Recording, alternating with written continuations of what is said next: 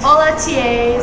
Today you're in for a special treat because my friend Courtney, who's in the MA program here at Carleton in Women and Gender Studies, is going to share some of her experiences with you. So let's all say hi to Courtney! Yay! Hello! So I'm just going to talk briefly about some of the experiences leading TA tutorials because I know not all TAs do that.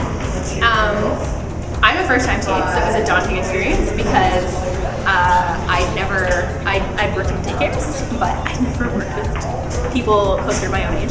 So the first couple times, honestly, it was mostly me blabbering on about like how excited I was to be a TA and how excited I was to teach them, and them being like, and just staring at me. And sometimes, some days are still like that. There are some days where you really have to like split them up into groups, or like I try not to like pick on people and point at my students and be like, what do you think? But some days literally they just stare at you and you really have to like get them engaged. What time is your tutorial? I don't have an 8:30 one, which is good. I have 11:30 to 12:30 and then 12:30 to 1:30. It's a little much for my voice if they decide to have a day where they don't want to speak, because it's like 2 straight hours of me blabbering on trying to get them to like talk to me. But it's also unique within women's and gender studies because we talk a lot about issues that are really, really contentious that people might have like crazy disagreeing opinions about, and then like debates break out. You kind of have to like calm everybody down and be like, we're all here to respect each other's opinions, and debate is great, but like let's be friends and, you know,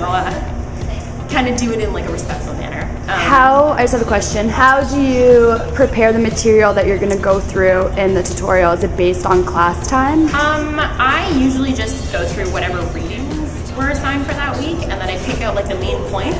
And sometimes just to get my students talking, I'll pick out like a fact that was really shocking or a quote that was like really contentious. Like there was one quote from a stance on radical feminism that basically said, unless like everybody in a heterosexual relationship is actually queer because of heterosexuality and patriarchy, and all my students were like, and like really shocked by it. So I'll like pick out things like that and be like, over to you. What do you think?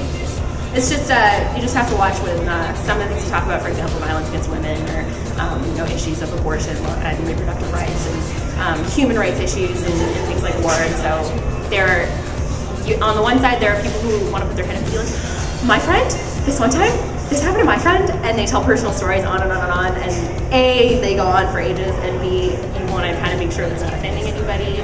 But there have also been, I haven't had anybody cry in my tutorials, but I do know some people who, talking about these really painful experiences has actually brought people to tears in tutorials. So that's a unique thing to women's and gender studies you have to watch for as well. So that's just a little bit from Courtney for today, and I think we're going to do a part 2 just because her MA program is newer to Carleton, so we might just have a little chat about that. Okay, bye, have a wonderful reading week.